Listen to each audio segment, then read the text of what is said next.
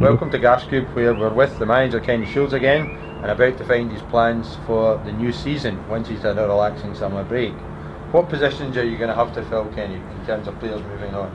I think if we look at the team at the moment, we need two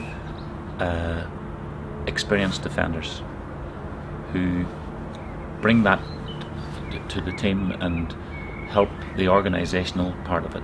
And we've conceded a lot of goals this season through inexperience. If I had been prepared for your interview, I'd have written them all down, but we have conceded a lot of goals, and definitely a lot of that's down to inexperience.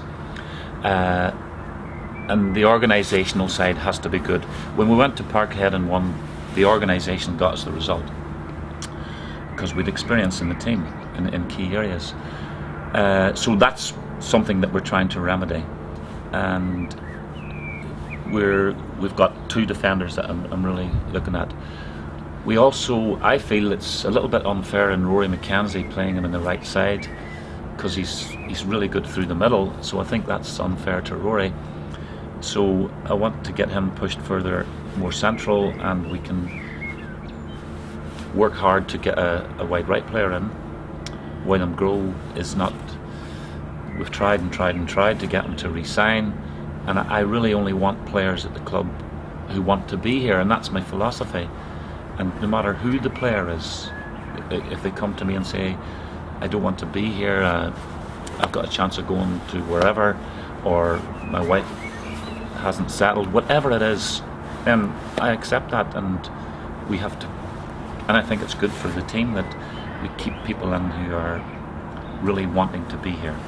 So working through, we've definitely signed Reguero from Inverness. Yes, that's right. That's definite. There was talk in the media there about interest in Craig Sampson, but is that just media talk? Well, Craig is a Kilmarnock. He's from Kilmarnock. He used to play for Kilmarnock. Yeah, that's right. And he would like to come back to Kilmarnock. That's the feedback I'm getting from his agent. Motherwell have went in, and the press got hold of that one, but I think Motherwell's approach was quite tentative, and St Mirren have made him an offer. We haven't matched St Mirren's offer, to be totally frank, and the player would really like to come to Kilmarnock, and that's where we're at. I think his wishes and our needs are quite compatible, so I think we've got a good chance. Watch this space. Watch this space. And Peter Murphy, the left centre back at Carlisle, as I said to you in a previous interview, he's one that I'm targeting.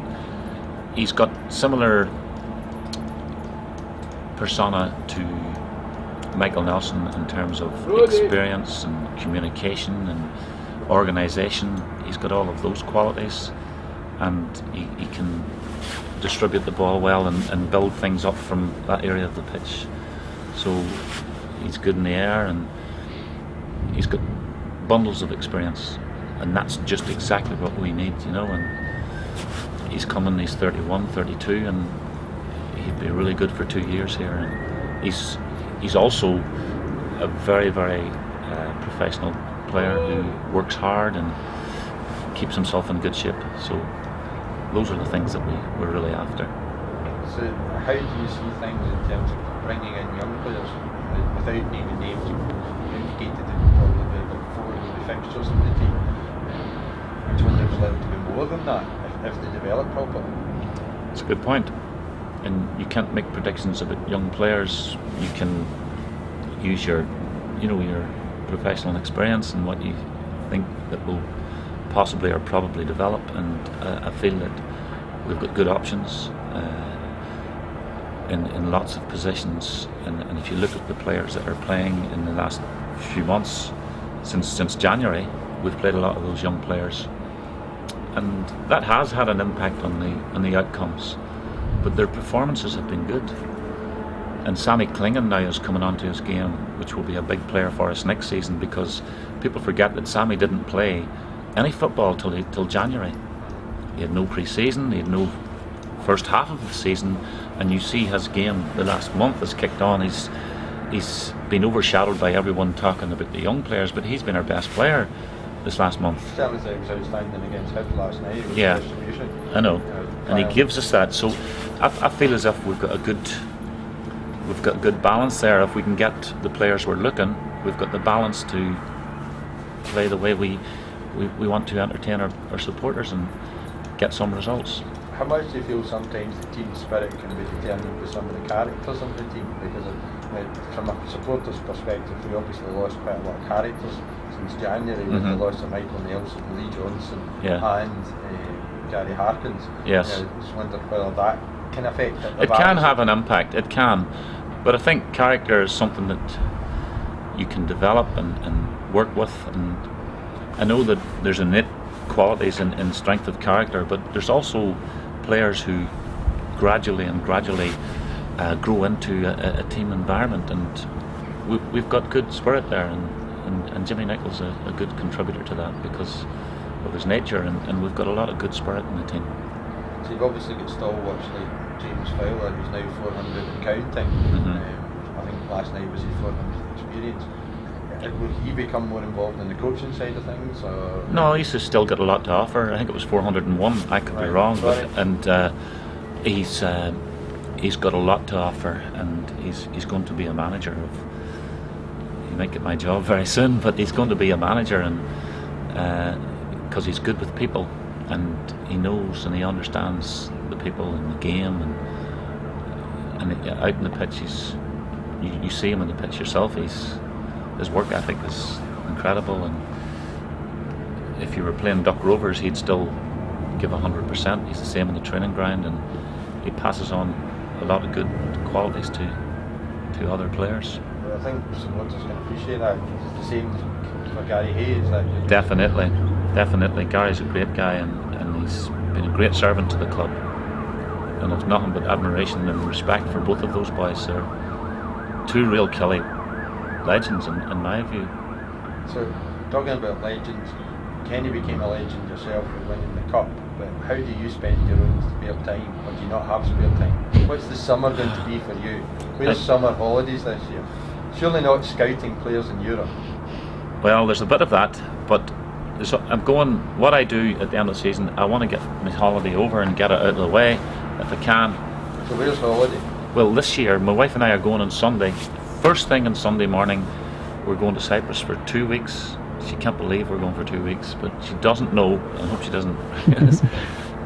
Northern Ireland under-21s are playing Cyprus on the 30th of May. This interview will not go out before Sunday, Kenny, we can promise you that. She doesn't know that, so I'm going to be going to Nicosia for that game, and there's a lot of good talent playing in that. And but we're having 2 weeks. 2 weeks away for me is fantastic, and then I'm back 2nd of June, and I'm really going to be working harder again this season if I can, because there's so many things that needs put together, and there has been mistakes made this season that's just finished by everybody, and sometimes I kill myself too much, and I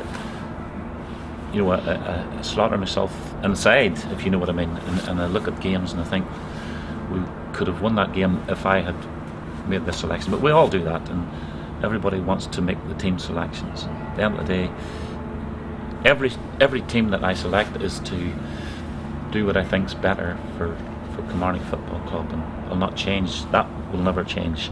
So is it a bit like building a jigsaw and then having to start again with a completely new jigsaw? Is that how you're viewing it every season? I feel, and I hope the chairman doesn't hear this, but I feel that we could have finished 7th in this part if I had have. Okay, we have a lot of guys missing at the minute, but if I had have said, let's go to win the games rather than preparing some players for next season.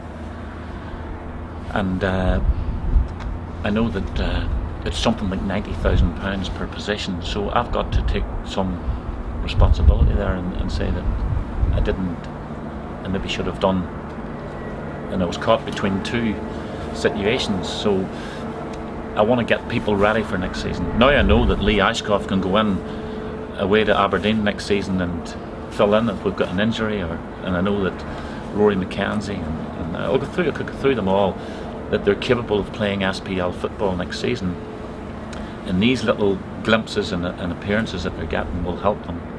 Like, we've got a 17-year-old who's played 20 games. Where do you get that? At the back. and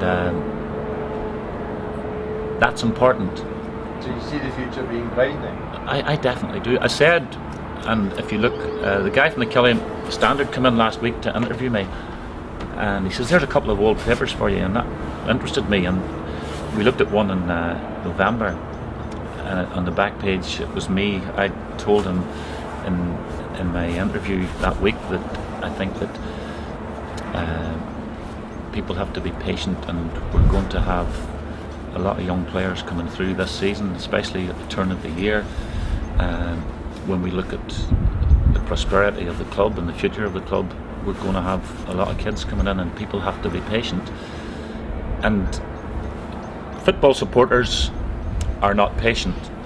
Football chairmen and directors are not patient. And quite often football managers are not patient either, because they want to win today.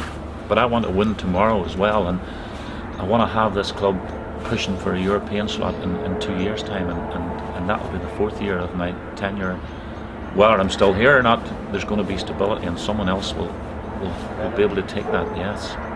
So, from your own perspective, players, when are they back? When is pre-season? 24th of June, we come back for a week's testing, and then the following week they're into the full pre-season schedule. So from the Kilmarnock fanatics' point of view, where should they book their trips this summer, or do you not have any pre-season? Yes, I've arranged a week away in Northern Ireland because it was successful. We won the League Cup the last time we went to Northern Ireland. I know the people there, I know the whole environment. I know that they're very like the Ayrshire people, and they're friendly, and I can see a lot of good things that come out of that year, that season. So we go on Sunday the 14th, and we come back on Sunday the 21st of July. What games have you lined up? Monday we play Dungannon Swifts, who are a very good Premier League side with a good youth structure behind it. And then on the Wednesday we go to Coleraine to play them, and on the Saturday we do Elliot Morris's testimonial away to Glentoran in Belfast. You've obviously got it all well organised ahead of time.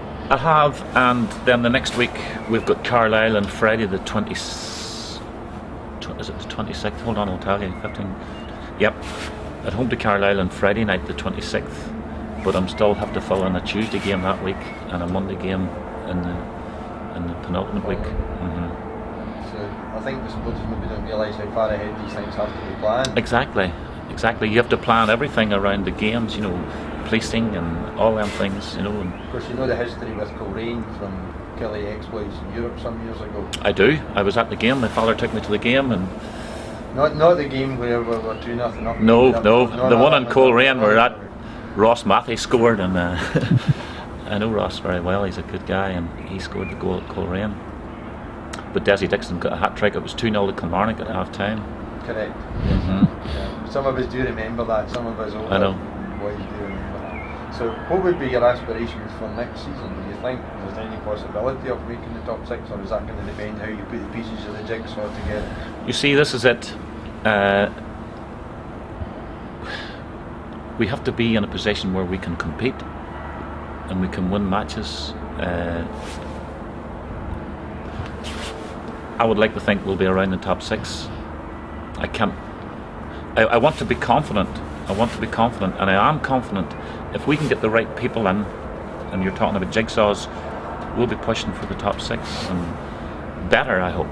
Well, but the following season, if we don't, then I'll see that as a big failure on my part, because that means I haven't developed the players as well as I would have liked. And these young players are going to get better. Believe me, you'll not when they come back. Like one of our players who has played 20 games this season grew 1 3/4 inches this season. That's phenomenal. It just shows you. It puts it into realistic terms that young centre back has grown 1 3/4 inches. His mum was telling me there last week, and so he's growing in stature, but he's also growing in experience and knowledge, and you've got all our players there as well, and I'm expecting a good season next season, a very good season the following season, and it's my ambition to get this club to European status and around the top 4. And if I rush it, then the following year we could go down with a bang. I can't rush it. It's important that we don't rush things. We let the players grow into the club. Like last night there was 3 boys from Barhead in the back 4, and a wee boy from Trin wide right, and 1 from Prestwick wide left. You know, these things, people have to acknowledge that these kids will grow into that club, and we'll lose 1 or 2. That's the unfortunate thing. You know, I'm not touching that. That's gloom and doom scenario. I know. So I hope I've been positive. I haven't been that positive today, but you've got me the day after defeat. That was bad picking. You picked the day. I didn't pick the day. You chose the day. I know. So good luck finding the players, and good luck putting the pieces of the jigsaw. Thank you very together for much. next season. Thank you. you. Thank you, James. Thank you. Thanks.